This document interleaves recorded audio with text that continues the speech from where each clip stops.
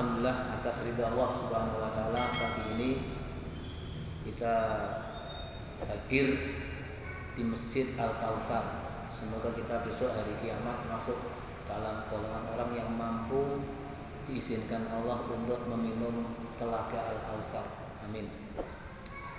Bapak Ibu rahimakumullah, pada pagi ini mari sejenak kita kaji sirah Rasulullah SAW dengan harapan sebagai umatnya kita mampu meniru perilaku beliau dalam hal ibadah maupun muamalah. Kalau ibadah jelas ibadah mahdhah, muamalah ini yang luas. Seiring dengan majunya zaman, kadang-kadang manusia muslim mencari jalan pintas, menghalalkan cara, yang penting berhasil, lupa nilai-nilai Islam yang harus dijaga. Al-Quran sendiri tegas menyampaikan pesan di surat Al-Ahzab ayat 21. Laqad kana lakum fi Rasulillahi uswatun hasanah. Sungguh fi Rasulullah itu dalam kepribadian Rasul, diri Rasul, mulai beliau bangun tidur, aktivitas ibadah, muamalah, berjuang sampai berpolitik, bernegara, sampai tidur kembali, itu menjadi uswatun hasanah, suri toladan bagi kita. Secara pribadi belum punya suami, belum punya istri, Rasul juga pernah. Sudah punya suami, sudah punya istri, punya anak, Rasul juga ngalami. Yang jadi raja, jadi presiden, jadi pejabat, Rasul juga sebagai kepala negara. Oleh karena itu, sungguh luar biasa yang Allah tegaskan fi Rasulillah, di dalam kepribadian Rasul. Itu menjadi uswah bagi kita. Kita ngakunya muslim, baca sholawat sehari ribuan kali,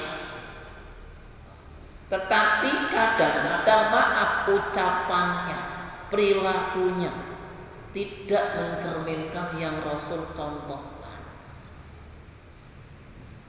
Ada azan tidak ke masjid padahal laki-laki, suruh haji kadang-kadang nggak mau berangkat. Padahal pesan Rasulullah, kunu lil ilmi ru'at wala takunu lahu ru'at. Ini hadis sahih riwayat Imam Abu Dawud. Kunu lil ilmi ru'at, jadilah kamu seorang muslim yang mampu menjaga, mengamalkan ilmu. Wala takunu lahu, tidak cukup kamu hanya menyampaikan, menghafal, memahami, mengkaji saja. Seminar tentang ini itu, habis seminar selesai, tidak dikerjakan. Pelatihan A, pelatihan B, habis pelatihan kembali semula. Waktu pelatihan semangat, wah hebat ini. Rampung pelatihan, masuk rumah, beda lagi temanya. Karena apa? Hati manusia setiap saat, setiap detik akan bergolak, mengikuti lingkungan yang ada. Kalau istiqomahnya hilang, cepat berubah. Sehingga ada tuntunan doa, ya muqallibal qulub, tsabbit qulubana ala dinik, yang pertama. Ya Allah, zat yang membolak-balikkan qulub, jiwa, hati, nyali. Lub itu di dalam sini ada satu materi, ini ciptaan Allah, yang dengan lub ini manusia bisa bangkit. Orangnya kecil, pendek, tapi bisa menguasai dunia. Dari mana? Dari lub. Mana ya ulil albab. Hai orang-orang yang nyalinya hidup. Orang pinter, orang cerdas banyak. Tapi yang nyalinya hidup sangat-sangat sedikit. Yang nyalinya hidup itulah yang disebut dengan orang yang bersyukur. Orang yang bersyukur sangat sedikit. Allah tegaskan wa qalilun min ibadiyas syakur. Ayat yang lain qalilan ma tashkur. Sangat sedikit hambaku yang pandai mensyukuri nikmat dengan kecerdasan nyalinya. Nek wong pinter akeh tapi do keblingan. Halal dadi haram, sing haram dadi halal. Sing bener bisa salah masuk penjara digebuki, sing salah bisa menereng mangan sate semriwi. Kenapa? Karena uswah Rasulullah tidak dipakai dalam kehidupan. Oleh karena itu mari pada periode kedua ini kita kaji min hayati Rasul sallallahu alaihi wasallam. Dari kehidupan Rasulullah SAW. Nomor 12 adalah bad'u nuzulil wahyi. Permulaan turunnya wahyu atau awal mula wahyu itu turun. Lamma balagha arba'ina min umrih ba'athahu Allahu basyiran wa nadhiran wa da'iyan ilal haqqi bi'idnihi wa sirajan munira. Walamma balagha, ketika sampai siapa Rasulullah SAW arba'ina 40 tahun min umrihi dari umurnya. Ba'athahullahu ba'atha, maka mengutus, mengangkat sebagai utusan kepada Nabi siapa Allah Ta'ala. Sebelum usia 40 dan sebelum diangkat menjadi Nabi, seluruh perilaku Rasulullah bukan menjadi syariat, hanya sebagai bentuk penjagaan Allah. Bentuk penjagaan sebagai calon nabi, Allah jaga dari hal-hal yang negatif, yang buruk. Tapi itu belum menjadi syariat. Setelah menjadi syariat, mulai dapat wahyu usia 40 tahun. Apa tugas Rasul? Hanya 2. Basyiran, penyampai kabar gembira. Informasi orang-orang yang amalnya soleh, mentaati perintah Allah, sami'na wa ata'na, diberi jaminan pahala surga. Hanya 2, basyiran wa nadhir. Sehingga dalam segala kegiatan dakwah, apakah di majelis taklim, di khutbah pengajian umum, ustadz kiai wajib menyampaikan 2, tafsir basyiran wa tandir nadhiran. Tidak cukup basyiran kok surga, fadilah amal, tidak cukup, harus dibarengi dengan nadhiran. Kalau kamu melanggar aturan Allah, tidak taat kepada Allah, ini akibatnya terjadi keseimbangan. Nah, kadang-kadang hari ini para penyampai dakwah ada yang hanya mementingkan nomor 1, basyiran tok. Ngajine guyon, guyu, mulai hasil apa rame ngajine. Nyalinya hanya diberi informasi-informasi yang menggelitik. Seneng kiai ini, isunya api-api. Tapi nadhirannya enggak ada. Kalau seorang muslim wanita solihah laki-laki solih bisa sholat jamaah tepat waktu di masjid, pahalanya haji dan umroh, seperti sedekah onta, sedekah sapi, itu namanya tabsyir basyiran. Setiap langkah dosa-dosanya diampuni, diangkat derajatnya. Masuk masjid didoakan tiga doa oleh malaikat. Allahumma arhamhu, Allahumma ighfirlahu, Allahumma tub alaihi, sampai dia keluar dari masjid. Duduknya di masjid selama itu dapat ampunan Allah, didoakan malaikat. Setelah salam jangan segera pergi. Setelah salam duduk, karena jamaah, selama duduk itu malaikat mendoakan sampai belum hadas. Ini namanya tabsyir basyiran. Nadzurannya apa? Orang yang jamaah ke masjid padahal laki-laki, maka itu adalah dosa besar kalau tidak ada uzur. Orang buta saja, Ibnu Ummi Maktum mendatangi Rasulullah, ya Rasulullah, bolehkah saya sholat sendirian di rumah? Saya buta, tidak ada yang nonton ke masjid. Rasul katakan silahkan. Setelah orang ini mau pergi, ya Ibnu Maktum, sebentar. Hal sami'tan nida, dengar adzan enggak? Naam, dengar. Kalau antum dengar adzan, maka kamu harus ke masjid jamaah. Bayangkan. Orang buta suruh ke masjid jamaah. Tidak ada yang nunggu sendirian. Ini namanya ingat, peringatan keras. Kalau kamu tidak jamaah, lebih-lebih subuh dan isya, itu tandanya kamu kena penyakit nifak. Sekarang orang nifak banyak, orangnya munafik, penyakitnya nifak. Siapa? Orang-orang yang enggan jamaah isya dan subuh.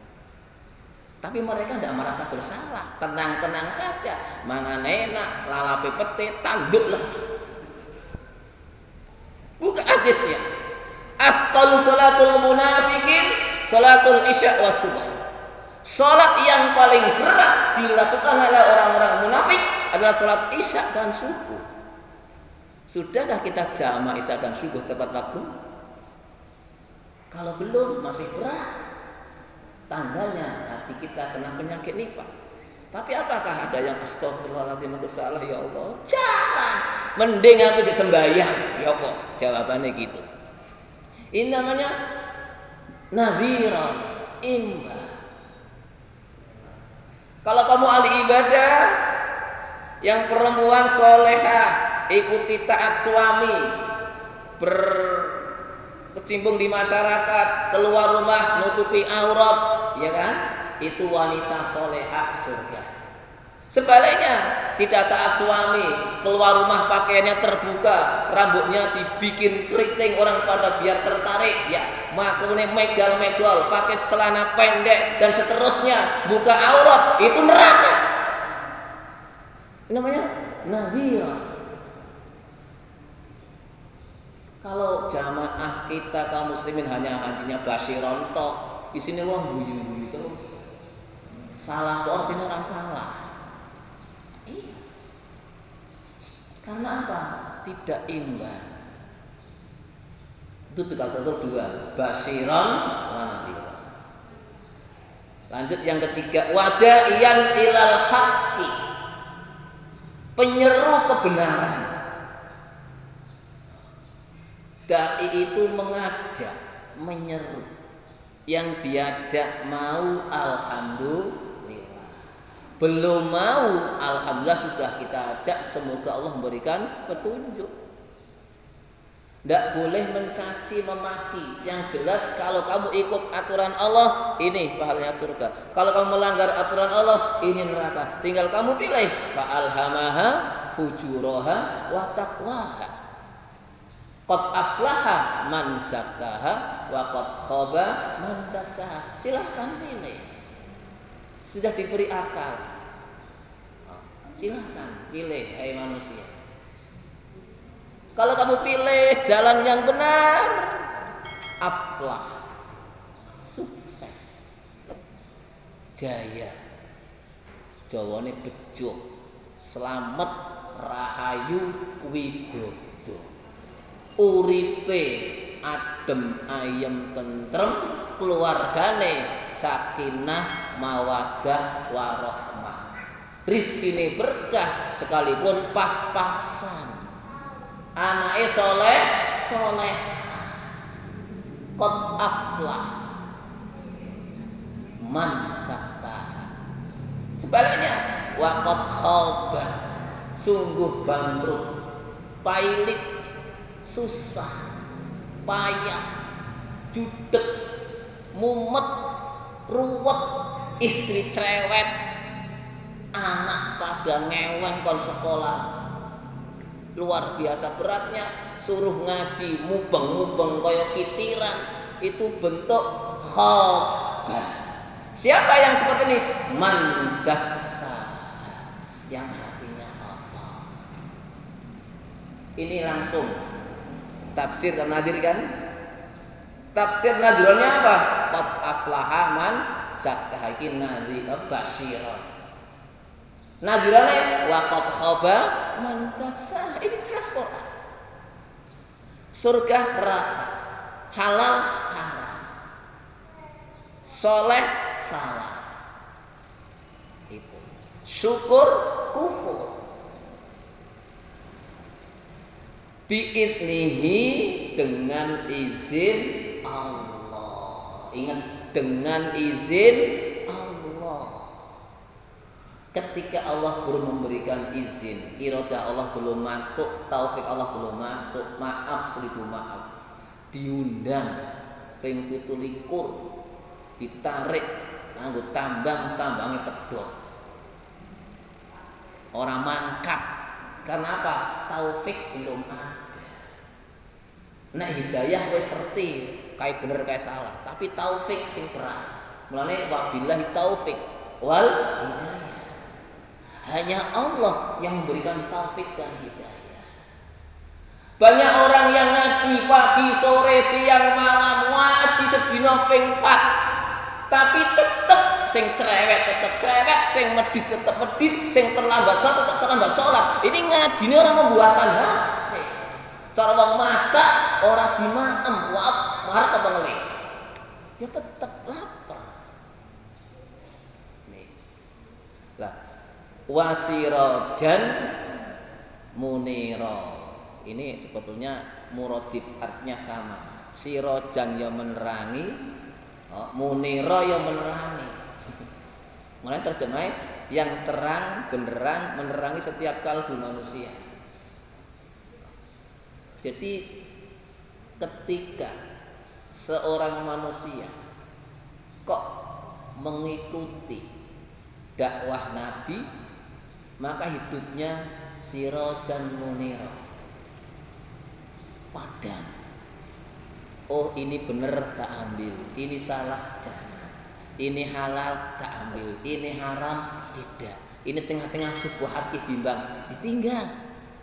Namanya sirajan munira. Jelas. Kalau bisa digambarkan, ini kan jelas nih teh sama air putih, karena terang, bener po.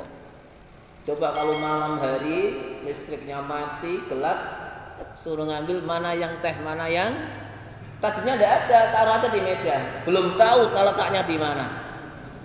Teh, susu, air putih, madu 4. Lampu gelap, taruh di meja. Pak, tolong ambilkan susu, Pak. Ini di meja. Kok milih sing teh? Nah, katanya ada 4 gelas di meja. Kelihatan, Pak, saya dapatnya 1. Ya kan? Coba kalau jreng lampu ini terang. Oh, ini susu. Langsung kena. Itulah sirajan munira. Dulu zaman jahiliyah gelap gulita. Soalnya peteng dedet. Peteng dedet. Wis kelire ireng, nah cara semut ireng cilik waktu malam di atas bumi kon luru bayangke. Nah, nyokot krasa aduh lagi ning semute. Nah, itu kata satu sadis, datangnya fitnah di akhir zaman seperti ini. tidak tahu datanya dari mana, ujuk-ujuk kita kena fitnah. Jadi sirajan munira. Kalau tadi basyiron wa nadhira. Lanjut. Wa qad budi'a al-wahyu birru'ya as-sadiqah. Fakana la yara syai'an fi naumihi illa tahaqqaqa fi yaqdatihi. Kalau baca terjemahnya, wahyu itu dimulai dengan mimpi yang benar dan nyata. Mimpi betul-betul kenyataan bagi Nabi. Nek jenengan kula mimpi kembange wong turu. Mimpi dipenuhi wong alor kabeh dong, alhamdulillah aku jebul turu, senang. Ya Allah. Ngimpi dapat uang sak kepok, dong aduh kok ngimpi kok. Mau mbok temenan sih. Nah, itu kadang-kadang gitu. Ngimpinya Nabi ar-ru'ya as-sadiqah. Nah, wahyu kadang-kadang lewat mimpi. Tidak ada seorang pun yang Nabi SAW impikan dalam tidurnya melainkan benar dalam kondisi terjaga. Maksudnya apa? Rasul mimpi dan tidak mimpi sama. Karena hati Rasulullah tidak tidur. Jadi Rasul itu hatinya tidak tidur. Fisik jasadnya tidur, tapi hatinya tidur. Nah kita kan turu kabeh. Ya Allah. Blek. Ana azan ra krungu digugah ngomong ora digugah. Lah kok ndak jamaah ora ono sing gugah terus digugah ping 3. Bapakane gugah, maratuwane gugah, istrine gugah. Dong sawan wong ora do gugah aku. Lelapnya luar biasa. Iki jenenge tidur dikeloni setan. Tapi ndak terasa. Ngomong aku nyamane por tidur ke semalam. Karena pada waktu jelang subuh itu setan-setan hadir ke tempat tidur kita untuk ngencingin telinga kita. Orang yang subuhnya tidak mendengar azan subuh dan tidak jamaah itu tandanya telinganya dikencingin setan. Nek enggak bener jamaah berarti enggak bener kencingin setan terus. Tapi udah seneng. Nah dipipisi anaknya diompoli ngamuk. Terus gede ngompol. Wis aja turu karo bapak. Dikencingin setan tiap hari nyaman-nyaman saja. Ini jadi pispotnya setan. Nah, ya harus bangun subuh. Itu tidak terasa enak, sedap. Selimutnya tambah kencang, amannya ngudan, alhamdulillah. Listriknya mati, alasannya musik peteng.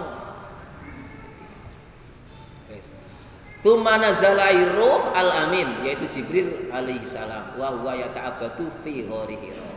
Kemudian turunlah ar-ruhul amin yaitu malaikat Jibril alaihi salam pada waktu Nabi wa huwa hal itu keadaan.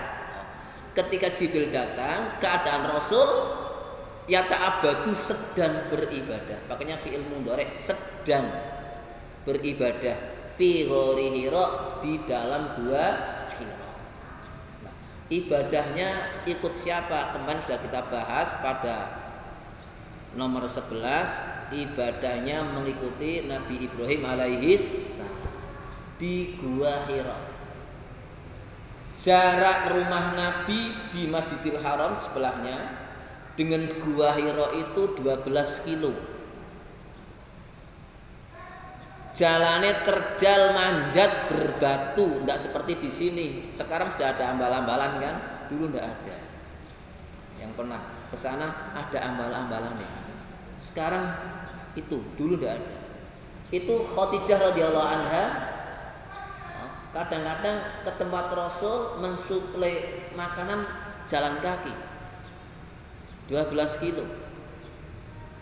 Manjat tuh. Manjat, tapi nek aku wong sing normal sak jam setengah. Terus karo gojekan, ana gojekane, mbiyen ora ana gojekane. Itu semangat. Ini Rasul di sana di Gua Hira. Sehingga turun wahyu yang pertama surat Ala Iqra bismi rabbikal ladzi khalaq. Khalaqal insana min 'alaq. Iqra wa rabbukal akram alladzi 'allama bil qalam 'allamal insana ma lam ya'lam. Ini ayat pendobrak kebodohan. Orang Islam pasti jaya, jaminan Allah kalau mengamalkan ayat ini. Orang Islam akan tidur terus, ngorok terus, dinjek-injek anut, remuk, bunyuk kalau tidak mengamalkan ayat ini. Suruh baca, tidak mau baca. Suruh belajar, alasannya malas. Senengin nonton TV, ya kok. Tidak ada baca TV, mesti nonton kan? Orang yang membaca TV tidak ada nonton, yang dibaca buku, ya kok, majalah, koran. Kula panjenengan sedaya monggo hari ini jam ini zaman-zaman teknologi. Buka HP, membaca di HP dengan membaca Al-Quran atau buku-buku agama lebih banyak mana porsi waktunya. Kalau di HP yang dibuka aplikasi Al-Quran yang baik termasuk sama. Coba yang tidak itu. Kalau ada pesan sehari baca 500 pesan. Satu pesan 1 menit berapa jam? Hah? Ya, satu pesan setengah menit, cerong atau 50 menit. Berapa jam? Gak terasa itu. Apalagi yang grupnya banyak. Iqra bismi rabbikal ladzi khalaq. Ya kan? Terus akhirnya apa lihat? 'Allamal insana ma lam ya'lam. Allah mengajari manusia, mulang manusia, didik manusia, malam ya'lam yang manusia tidak tahu. Sumber ilmu dari Allah lewat media, ustadz, buku agama, murabi, mursyid. Mursyid itu orang yang membimbing. Murabi, ustadz, ustadzah, kiai, habib, itu namanya mediator yang menyampaikan pesan Al-Quran maupun pesan asli. Tanpa ada itu